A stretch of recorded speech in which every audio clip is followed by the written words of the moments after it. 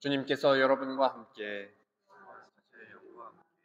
마테오가 전한 거룩한 복음입니다. 그 무렵 세례자 요한이 나타나 유다 광야에서 이렇게 선포하였다. 회개하여라, 하늘나라가 가까이 왔다. 요한은 이사야 예언자가 말한 바로 그 사람이다. 이사야는 이렇게 말하였다. 광야에서 외치는 이의 소리, 너희는 주님의 길을 마련하여라. 그분의 길을 곧게 내어라. 요한은 낙타털로 된 옷을 입고 허리에 가죽띠를 둘렀다. 그의 음식은 메뚜기와 들꿀이었다. 그때 예루살렘과 온 유다와 요르단 부근 지방의 모든 사람이 그에게 나아가 자기 죄를 고백하며 요르단강에서 그에게 세례를 받았다.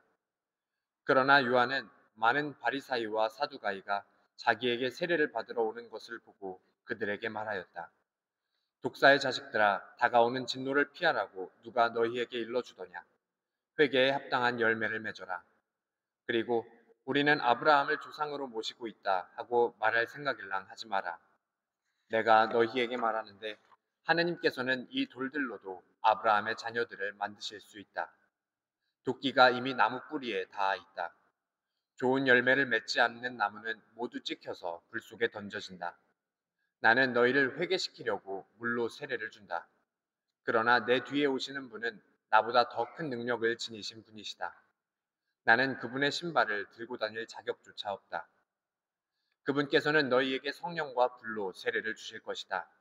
또 손에 키를 드시고 당신의 타작마당을 깨끗이 하시어 알곡은 곳간에 모아들이시고 쭉정이는 꺼지지 않는 불에 태워버리실 것이다. 주님의 말씀입니다.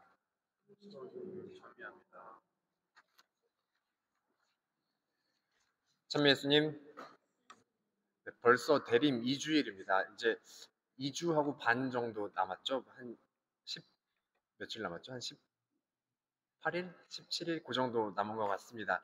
시간이 정말 빨리 가요. 그리고 나면 이제 한 해가 다 가고 우리가 한 살씩 또 더 먹게 되겠죠?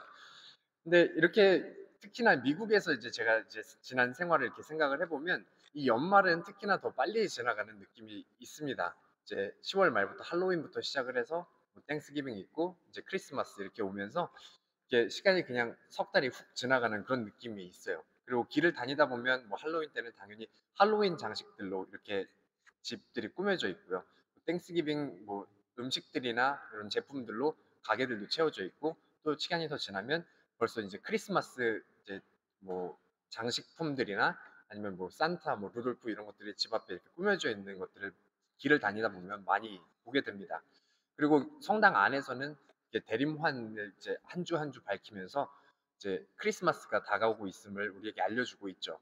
근데 이렇게 우리가 외적인 표징으로만, 외적인 어떤 장식과 표지로 이렇게 예수 그리스도께서 오시는 날을 이제 준비하는 또 반면에 내면으로도 우리는 함께 준비를 해야 하지 않을까 싶어요. 우리가 지내는 이 크리스마스는 그냥 많은 공휴일 중에 하나가 아니라 우리가 구세주가 오심을 기리는 그러한 날이잖아요. 그래서 이러한 우리의 내면적인 준비가 세상 사람들이 준비하는 크리스마스와는 조금 다른 의미를 주는 것이 아닐까 하는 생각을 해봅니다. 그래서 특히나 이제 복음에서도 계속 우리가 깨어 있으라고, 우리가 준비하라고 그렇게 우리를 촉구하고 있습니다.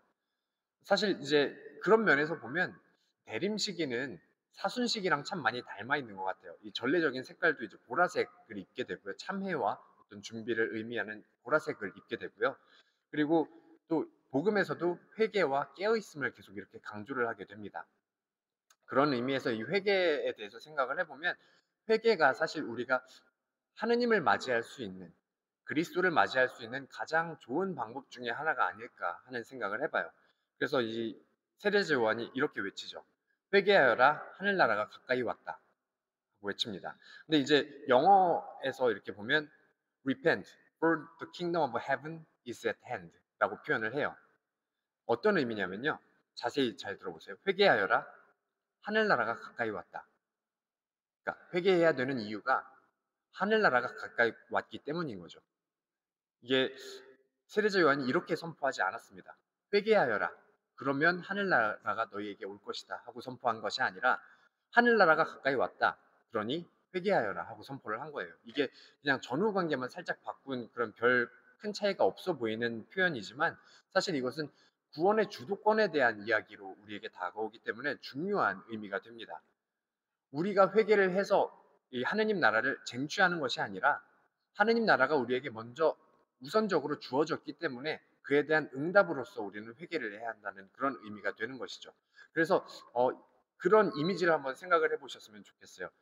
창세기 3장 9절에서 하느님께서 아담을 찾아 나서시면서 너 어디 있느냐 하고 그렇게 외치시면서 먼저 찾아 나서시는 하느님의 모습을 우리는 떠올려 볼 수 있을 것 같습니다.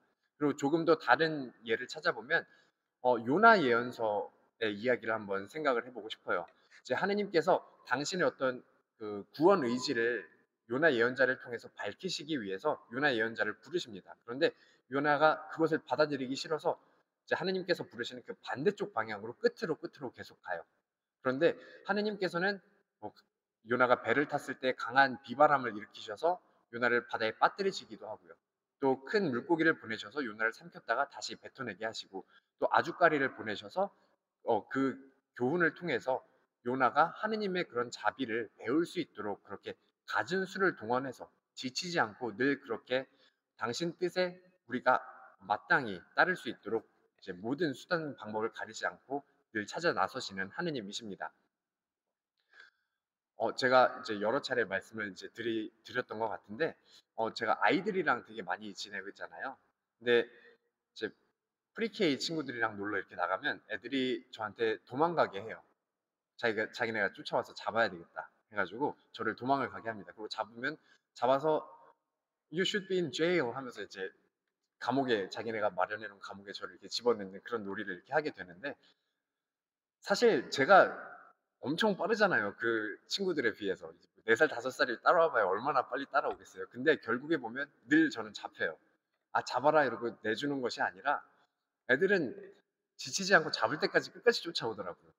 그래서 이게 어떤 그런 거에서 보면 지치지 않고 따라가는 것이 정말 중요한 것이 아닐까. 지치지 않고 따라가는 사람이 늘 이긴다라는 생각을 이렇게 해봅니다. 근데 그 지치지 않고 따라가는 것이 바로 하느님의 구원 의지가 아닐까 하는 생각을 해봐요.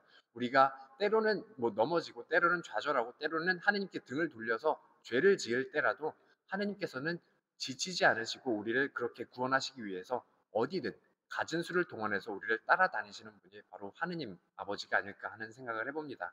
그래서 우리가 이 회개라는 말을 들었을 때 조금은 무거운 마음이 들 수도 있지만 다른 한편으로 생각을 해보면 이 회개라는 것이 우리의 의무로서 하나님 나라를 쟁취하기 위해서 해야 되는 그런 의무가 아니라 하느님께서 먼저 당신의 나라를 우리에게 보여주셨기 때문에 그에 대한 응답으로서 우리가 마땅히 해야 하는 것이라고 생각을 한다면 조금은 더 무겁지 않게, 조금은 더 부담스럽지 않게 감사하는 마음으로 회개에 대해서 우리가 생각해 볼 수 있지 않을까 싶습니다.